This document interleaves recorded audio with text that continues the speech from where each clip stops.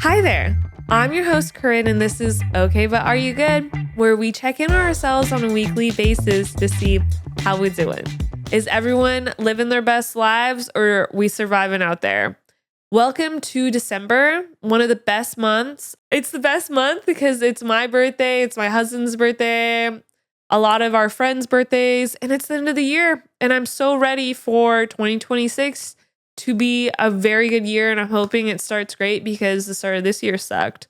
So anyways, let's get into it. Today we're talking about something that some of us say we all want, including myself, but might not know how to do it, and that is self-love in real life. Not the Pinterest version, not the self-love aesthetic, and not the perfectly curated Instagram moment. I'm talking about the real life, unfiltered, not so cute version of self-love. The kind that shows up when we're tired, overwhelmed, insecure, or simply just trying to get through the day. Because loving ourselves online is easy. Loving yourself in real life is the real work. So why isn't self-love easy? We love to talk about self-love, self-care, but the truth is most of us don't know how to practice it consistently, myself included. You may have been raised to be humble, polite, selfless. Along that way, you learn to shrink yourself, to make other people feel more comfortable,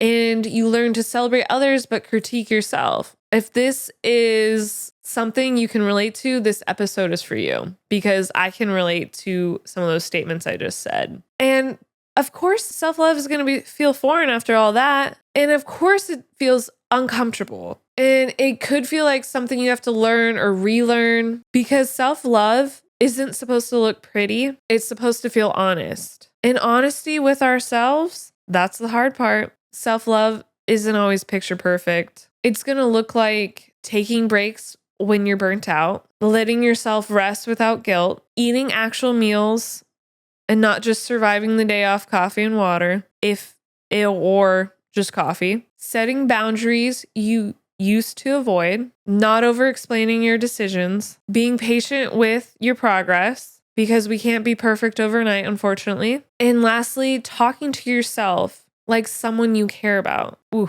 let me say that again. Talking to yourself like someone you care about, because you wouldn't talk down to someone in your life that you care about. So why are you talking down to yourself? And I think it's important to remember self-love isn't glamorous like how we see it online or in other people's lives that we think we know. It's maintenance and discipline, gentleness, and responsibility. It's choosing yourself even when it would be easier to abandon yourself. And going into a little side story, I've been on a self-love, self-care journey for a while now. This podcast kind of goes with that self-love journey of doing something for myself and just being true to myself, even on my hardest days of, I am my worst enemy. I am my biggest hater. Even though there's other people out there that probably think they are my biggest haters, trust me, it's myself. And I'm working on reminding myself, even when the days suck and everything's going wrong, that I am good, I'm okay, I will figure this out. And that takes time. I love myself the most this year than I have my entire life. Someone really close to my life, one time I asked them, how do you just love yourself? How do you just wake up and you are so calm, cool, collected, and happy with yourself? And they told me that they just choose themselves. They choose to love themselves every day. And I think that's a very beautiful reminder that you have to choose to love yourself, give yourself self-care. And I've kind of just been living off that motto ever since I heard it. It was very inspirational for me. So hopefully it's inspirational for you that every day you got to choose yourself and look out for yourself. And pretty soon it will just become a part of your mindset. That is why affirmations are so great.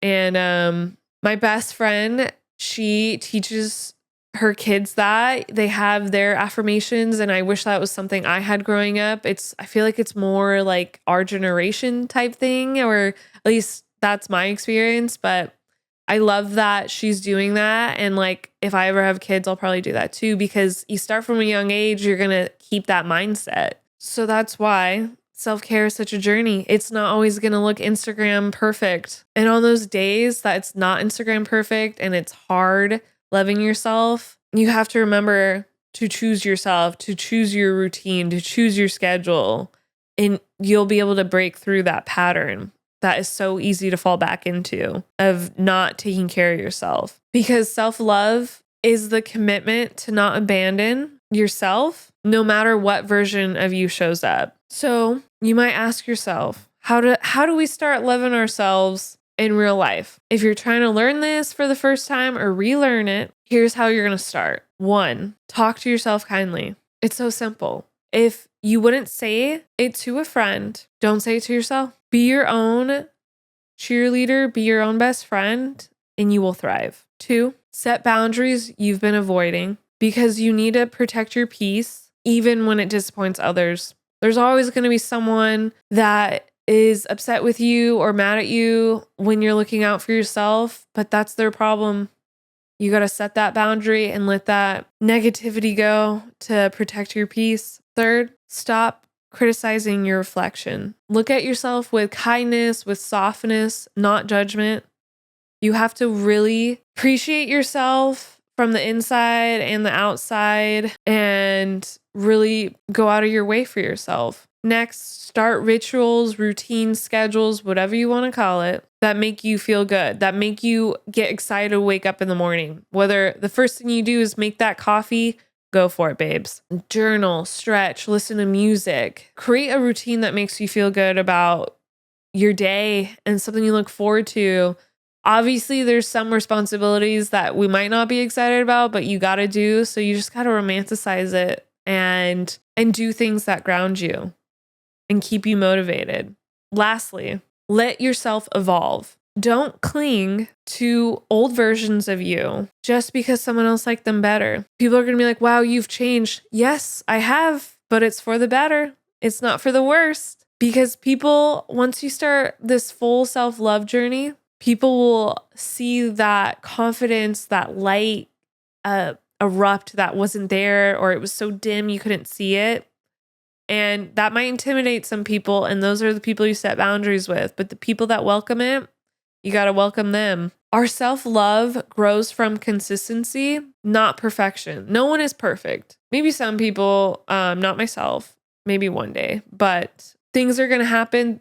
Mistakes are going to be made, but you still have to love yourself even when you feel down. So let's take a little moment to reflect and ask ourselves, where have I been abandoning myself? What part of me needs compassion right now? And what small thing can I do today that honors the version of me I'm becoming? Because loving yourself isn't a destination, it's a journey. And journeys take time, care, patience, and effort. So if you're learning to love yourself in real life, I'm proud of you. I'm right there with you.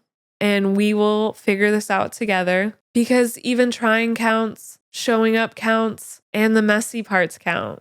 You deserve kindness, softness, and you deserve a life where you speak to yourself with respect. So make sure you check in with yourself this week and ask, okay, but are you good? Thank you so much for listening, and make sure to like and subscribe, and I'll see you all next week.